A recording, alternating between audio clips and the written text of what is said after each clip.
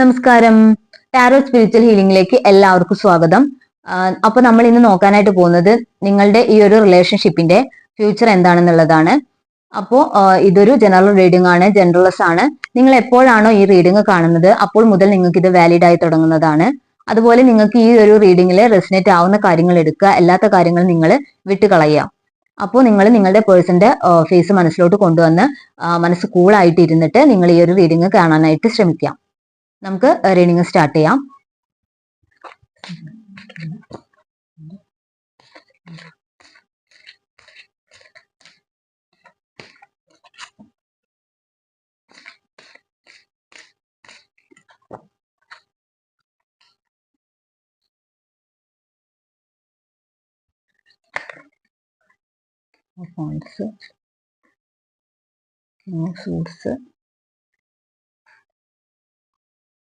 Page of Cups,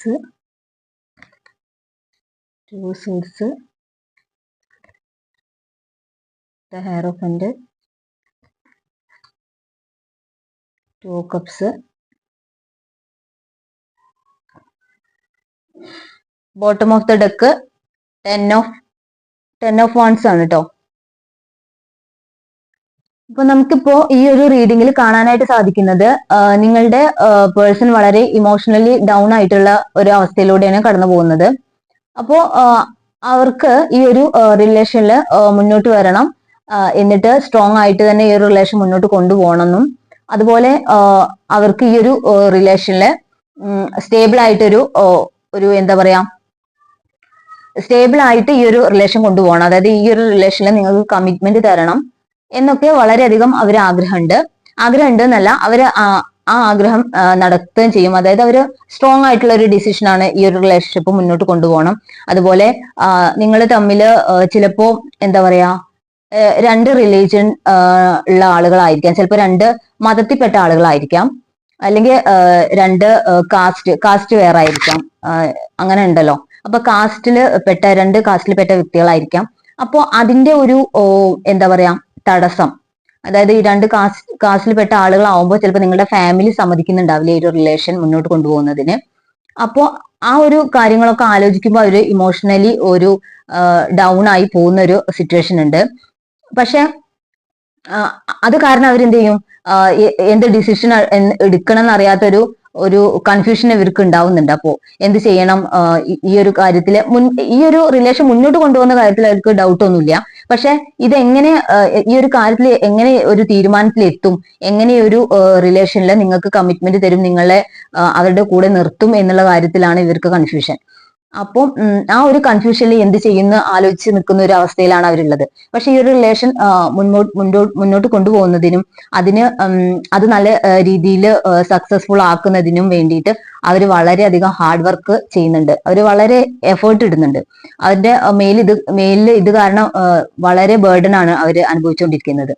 അപ്പൊ ചിലപ്പോൾ അവരുടെ ഫാമിലി സമ്മതിക്കുന്നുണ്ടാവില്ല നിങ്ങളുമായിട്ടുള്ള ഈ റിലേഷൻ എന്താ പറയാ മുന്നോട്ട് കൊണ്ടുപോകുന്നതിന് അവർ തടസ്സം നിൽക്കുന്നുണ്ടായിരിക്കും.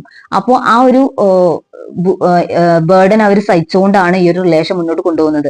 അപ്പം അവർക്ക് അവിടുന്ന് അവരുടെ ഫാമിലിന്നോ അല്ലെങ്കിൽ ഇതൊരു തേർഡ് പാർട്ടി സിറ്റുവേഷൻ ഉള്ള ഒരു റിലേഷൻഷിപ്പ് ആണെങ്കിൽ അവരുടെ തേർഡ് പാർട്ടി, അതായത് നിങ്ങളുടെ തേർഡ് പാർട്ടി ആയിട്ടുള്ള ആള് ഇവരെ വളരെ അവരിൽ നിന്ന് ഉണ്ടാവുന്ന നെഗറ്റീവ് ആയിട്ടുള്ള ഒരു അനുഭവങ്ങൾ ഇവരെ വളരെയധികം മാനസികമായിട്ട് ഡൗൺ ആക്കുന്നുണ്ട്.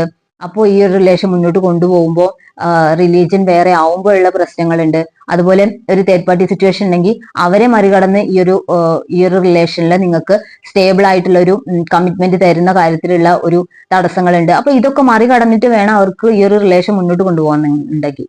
നിങ്ങൾ തമ്മിലുള്ളത് ഒരു സോൾമേറ്റ് കണക്ഷൻ ആണ്. അതുപോലെ വളരെയധികം രണ്ടുപേരും പരസ്പരം അത്രയും ആത്മാർത്ഥമായിട്ടുള്ള ഒരു പ്രണയമാണ് ഇവിടെ ഉള്ളത്. പക്ഷെ അങ്ങനെയാണെങ്കിൽ പോലും അവർക്ക് ഈ തടസ്സങ്ങൾ എങ്ങനെ മറികടക്കണം എന്നുള്ള ഒരു കൺഫ്യൂഷൻ ഇവിടെ കാണുന്നുണ്ട്. അപ്പൊ ഈ ഒരു തടസ്സങ്ങൾ എങ്ങനെ മറികടക്കുന്ന അറിയാതെ ചിന്തിച്ചുകൊണ്ട് നിൽക്കുന്ന ഒരു അവസ്ഥ, അതുപോലെ മാനസികമായിട്ട് വിഷമിക്കുന്ന ഒരു അവസ്ഥ, ഇങ്ങനെയുള്ളൊരു രണ്ട് അവസ്ഥകളാണ് ഇവിടെ കാണുന്നത്.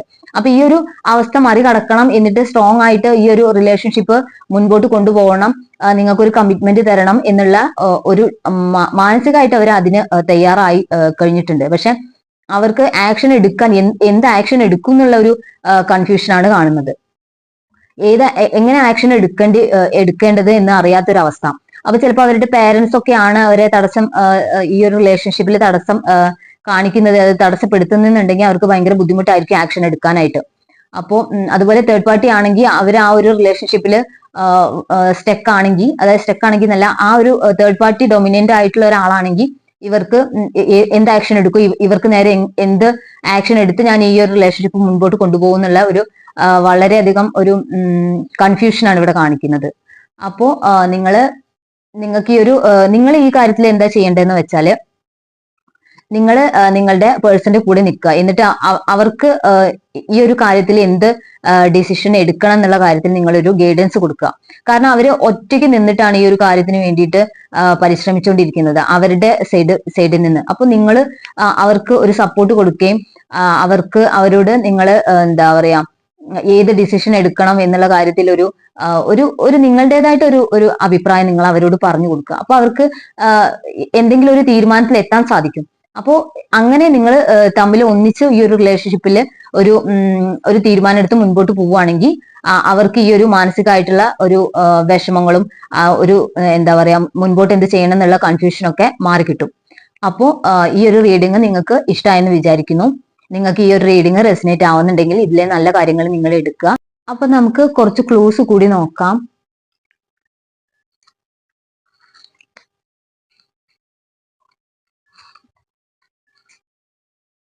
കുറച്ച് കാർഡ് എടുക്കുന്നുള്ളൂ.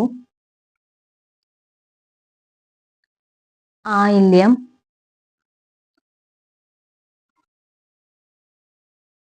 ഒക്ടോബർ,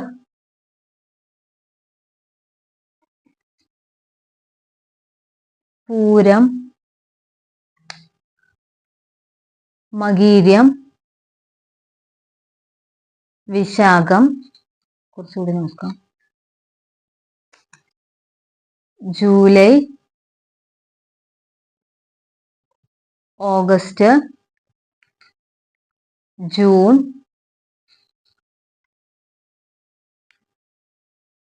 1989, ഭരണി, 1996. അപ്പൊ ഈ ഒരു റീഡിങ് നിങ്ങൾക്ക് എല്ലാവർക്കും ഇഷ്ടമായെന്ന് വിചാരിക്കുന്നു. ഇഷ്ടമായെങ്കിൽ റെസിനേറ്റ് ആവുന്ന കാര്യങ്ങൾ എടുക്കുക, അല്ലാത്ത കാര്യങ്ങൾ വിട്ടുകളയാം. Thank you.